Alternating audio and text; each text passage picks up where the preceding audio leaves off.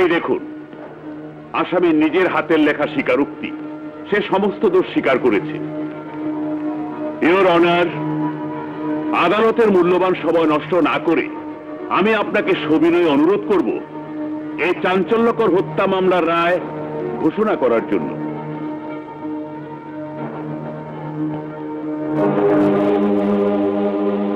Your honour, আমার একটি আর্জি আছে। বলুন, কি আর্জি?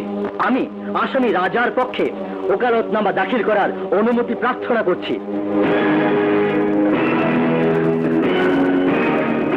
অনুমতি দেওয়া হলো। ইওর অনার, ইন্সপেক্টর রাজা যাদের সাথে কাজ করেছে তাদের অনেকেই এখানে উপস্থিত আছেন। তাদের রাজার চরিত্র সম্পর্কে জানার জন্য আমি কিছু জিজ্ঞাসা করতে চাই। জিজ্ঞেস করুন। ইওর অনার, ইনি সেই ইন্সপেক্টর রাজা যাকে শহরের মানুষ বাঘ বলে বাঘ। ইনি সেই ইন্সপেক্টর রাজা যার নাম শুনলে সন্ত্রাসীদের কাপড় ভিজে যেত। এই শহর তো ভালো, ইন্সপেক্টর রাজার নাম শুনে ভয়ে অনেক সন্ত্রাসী দেশ ছেড়ে পালিয়ে গেছে। ইওর অনার, যদি পুলিশ ফোর্সে ইন্সপেক্টর রাজা আর মরহুম বাদশার মতো অফিসে না থাকতো, তাহলে সন্ত্রাসীরা পুলিশকে বানাতো তাদের দালাল, আর এই শহরটাকে বানাতো তাদের নিরাপদ আস্তানা। ইওর অনার, দুর্ভাগ্য এই দেশের একজন অসহায়ভাবে মরেছে, আরেকজন মৃত্যুর কাঠগড়ায় দাঁড়ানো। এবার আমি ইন্সপেক্টর রাজার মা নাজমা বেগমকে সাক্ষীর কাঠগড়ায় দাঁড়ানোর অনুমতি প্রার্থনা করছি। অনুমতি দেওয়া হলো। মিসেস নাজমা বেগম, দেশদ্রোহী খুনি প্রমাণিত করে আদালত যখন আপনার ছেলে রাজাকে মৃত্যুদণ্ড দেবে, তখন আপনার কি দুঃখ হবে না? ওর কলঙ্কিত মৃত্যুর জন্য আপনার কি আফসোস হবে না? হ্যাঁ পেপি সাহেব, আফসোস তো হবেই। আফসোস আমি কেন ওকে পেটে ধরিনি, এই দেশের প্রত্যেকটা মা রাজার মতো ছেলেকে কেন জন্ম দেয়নি। আফসোস নয় জজ সাহেব, রাজার মৃত্যুর জন্য তো আমি গর্ববোধ করব, সেই রকম গর্ব যেমন গর্ব দেশের হাজারো শহীদের মা করে থাকে, গর্ব করবে দেশবাসী। জজ সাহেব, এক জন্মে কেন হাজার জন্ম নিলেও প্রত্যেক জন্মে আমি রাজার মা হতে চাইব। বাহ বাহ, কি ভাষণ! লাজবাব, চমৎকার। কিন্তু আমি আদালতকে স্মরণ করিয়ে দিতে চাই, এটা একটা নির্মম হত্যাযজ্ঞের মামলা।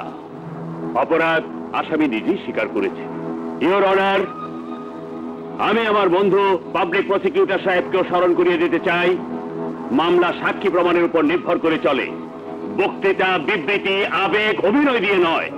মাই লর্ড, যখন মাননীয় পাবলিক প্রসিকিউটর সাহেব আসামির মায়ের মাধ্যমে একজন খুনির তুলনা লাখো বীর শহীদের সাথে করেই ফেলেছেন, তখন শহীদের সম্মান রক্ষার্থে বাধ্য হয়ে আমাকে একটা ঘৃণিত অধ্যায়ের উপর থেকে পর্দা সরাতে হচ্ছে, যা প্রকাশ হলে দুনিয়ার সব মা, সব বোন ঘৃণায় ডুবে মরতে চাইবে। আর এই মা, এর তো পায়ের তলা থেকে মাটি সরে যাবে। Your honour. হ্যাঁ মিসেস নাজমা বেগম, আপনি কি দয়া করে আদালতকে বলবেন 5ই নভেম্বর রাতে আপনার মেয়ে বাবলি কোথায় ছিল? জবাব দিন মিসেস নাজমা বেগম, জবাব দিন, কোথায় ছিল বাবলি? কেন, বাবলু তো বাসায় ছিল। মিথ্যে বলছেন আপনি।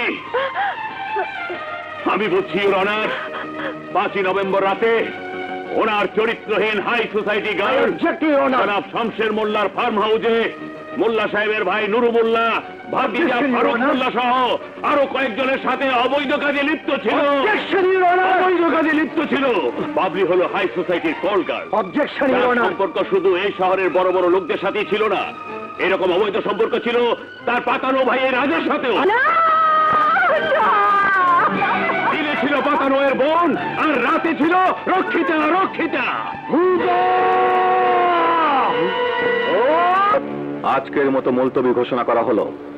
কাল শুধু মামলার সাথে সম্পৃক্ত লোকজনকে নিয়ে আদালত শুরু করা হবে। রাজা,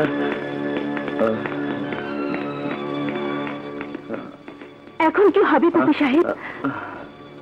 আগামীকাল আমি বাবলিকে কোর্টে উপস্থিত চাই।